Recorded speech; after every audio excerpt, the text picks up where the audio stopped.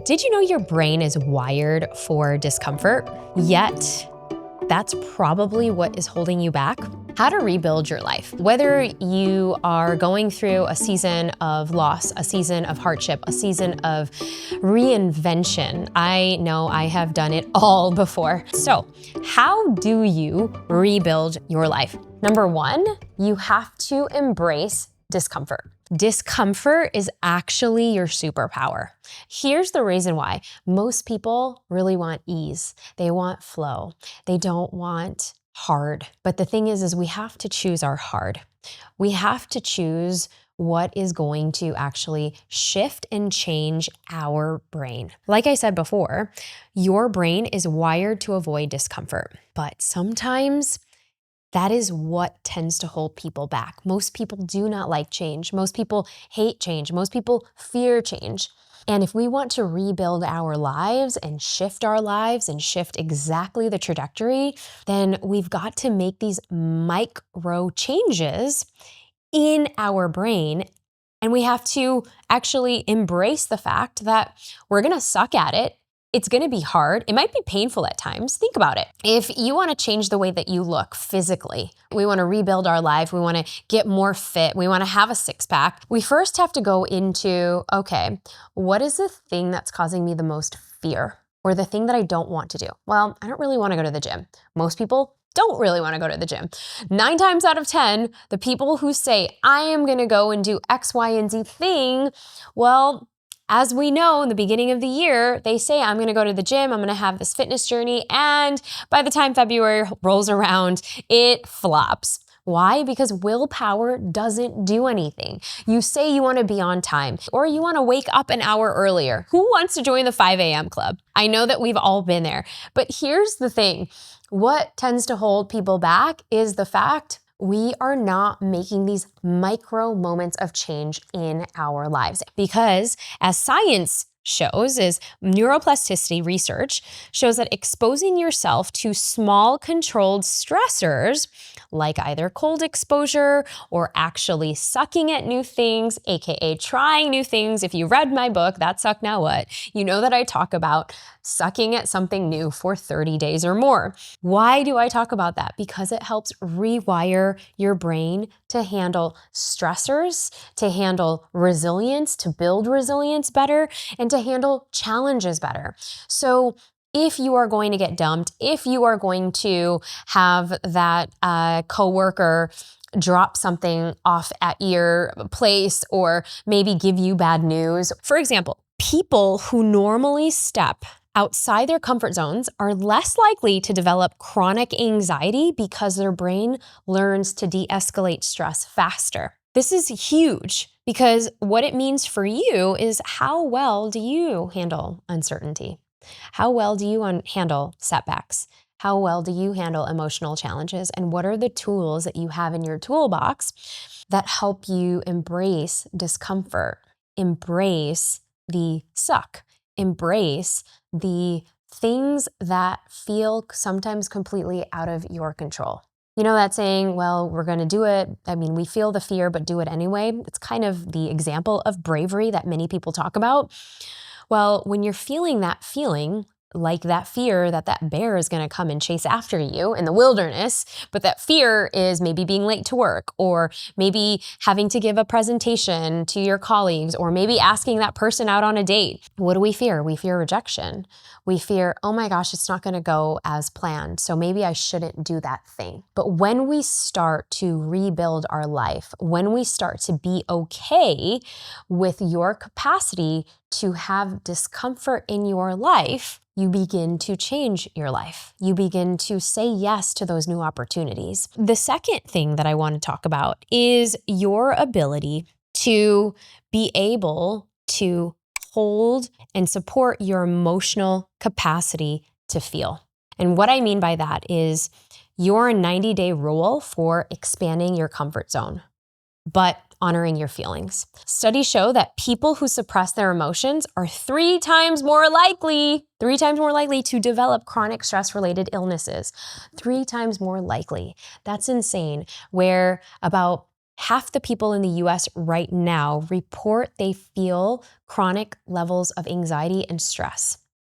Almost half. And now research in cognitive behavioral therapy, or CBT, shows that emotional exposure therapy helps people build tolerance for difficult emotions. So instead of avoiding pain, right, we're learning how to sit in the suck.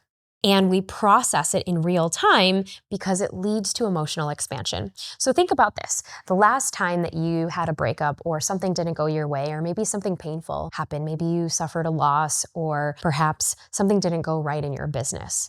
What did you tend to do? Did you tend to shove it under a rug?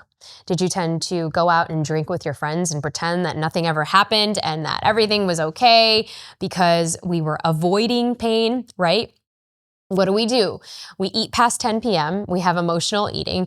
We drink that extra tequila because, we're going to drink our feelings away. Or we ghost our friends who are trying to support us because we're isolating ourselves because we don't want to sit in the suck. It's too hard. Again, it's too uncomfortable. But what if, like building neuroplasticity for our bodies, for our minds, for our spirit, for our soul, we're actually lifting the equivalent of emotional weights? It's like going to the gym, but for your emotions. The more that we flex in our muscles, the more that we practice sitting with discomfort, the more that we practice sitting with and saying the statements, I am feeling X, I am feeling Y, I am not anxious, I am feeling anxious, because we don't want to tie our identity to the emotionality, but we want to actually acknowledge what we are feeling. Most of the time when we feel an emotion, we don't want to say it out loud. But in fact, when we're ruminating about something, when we haven't written something down, when it's all in our minds, it tends to consume us. That rumination will tend to consume our mind, our body, and then guess what? Studies show that people who suppress their emotions are 3 times more likely to develop chronic stress, because we haven't been able to move the energy out of our body. It's just in our heads. Most of the time, we have to open up the valve to let those emotions out, just simply by acknowledging they exist, by simply acknowledging that, oh, hey, jealousy, hey, you're here right now. What are you telling me that I need to do more of, or be more aware of? Or why am I feeling so resentful that that person got that promotion, but I didn't? Oh, is it because I can see myself in them? Or the fact that when our parents were telling us not to go for that job or to stay in a stable job because they saw their potential failed dreams, well, they were just acting out of resentment and sadness because it didn't go well for them. How do we know that it's not going to go well for you? You are choosing to rebuild your life. And so when we are actually naming our emotions, research from Dr. Lisa Feldman Bartlett shows that naming your emotions reduces stress because it shifts the activity from the amygdala, the fear center of our brain, to the prefrontal cortex. Our prefrontal cortex is our rational brain, and a lot of times it's not formed until the age of 25 or 26 in young adults. And so when we actually do something like, and I know this is talked about so much, but something as little as journaling for 5 minutes a day, or even naming that emotion and sitting with it, noticing that emotion come into your belly, giving it a color, giving it a texture, noticing how big it is, and even putting your hand over your heart right now. You can also put it over your womb space, but putting it over your heart. Now, science shows that we have and we can feel a feeling for 60 to 90 seconds before then it releases into our body. That's all it takes, 60 to 90 seconds of feeling fear, anger. You can scream. If you've ever screamed for 60 to 90 seconds, put on a timer. You'll notice there's only so much you can scream. After that, wow, you'll feel an energy shift in your body. It's a beautiful practice, and I do this in a lot of the workshops and conferences that I give. And this is actually a great example to do with your kids. Journaling just for 5 minutes a day can significantly lower your cortisol levels and increase your resilience. This is from Harvard Health, which is really interesting because Even just a small, simple exercise of stating your emotions or moving that energy, like jumping or dancing or even changing the energy, going to get a glass of water in a different area of your house or in the break room area or wherever you work, will shift that energy because your energy and your frequency are very similar. The third thing that I want to bring up in how to rebuild your life, and this is so important and so juicy, how social connection can speed up growth.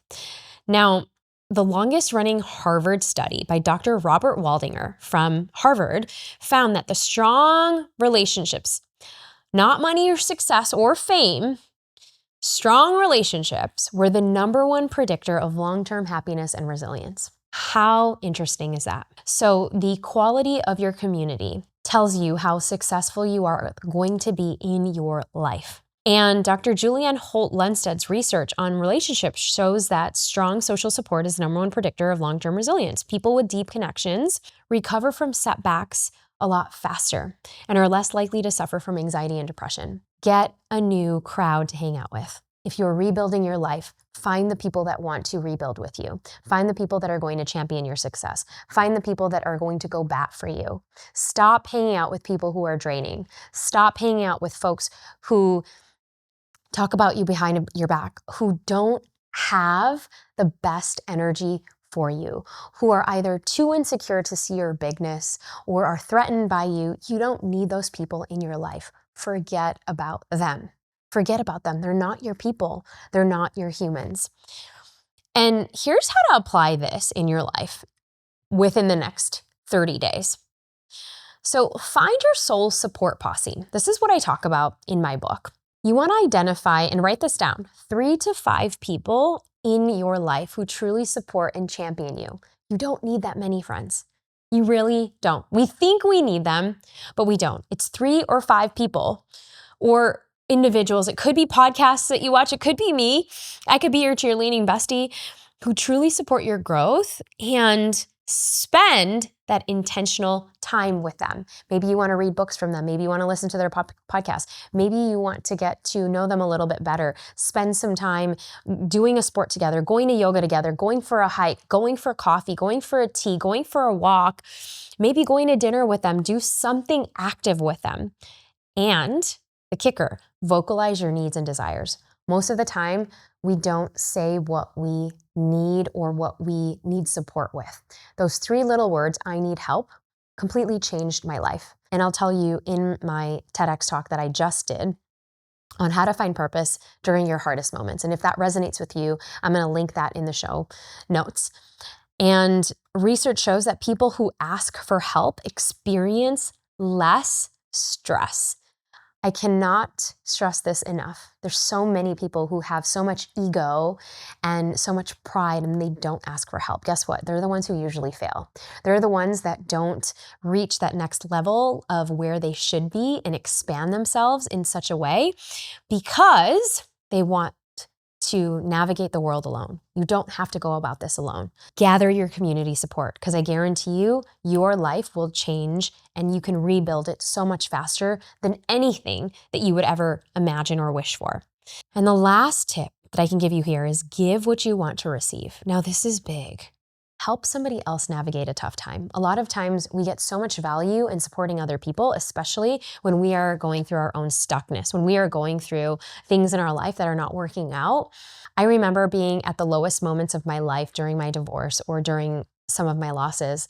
And the things that lit me up the most was volunteering at soup kitchens and going to places in remote areas around the world and seeing other people who actually had it worse than me and to be able to pour into them when I couldn't pour into myself.